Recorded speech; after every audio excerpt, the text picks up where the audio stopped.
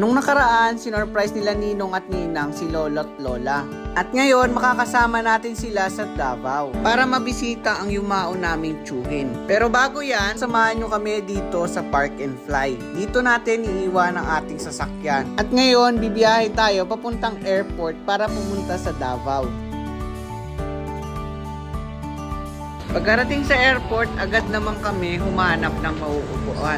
At sa hindi inaasahan, na-move yung flight namin papuntang Davao. Kaya ito kami ngayon nakapila para sa pagkain na libre ni AirAsia. Mga senior, si Sayo, Alj, ako po yun. And then Felipe, ito po. 2, 4, 6, 7, isa pa.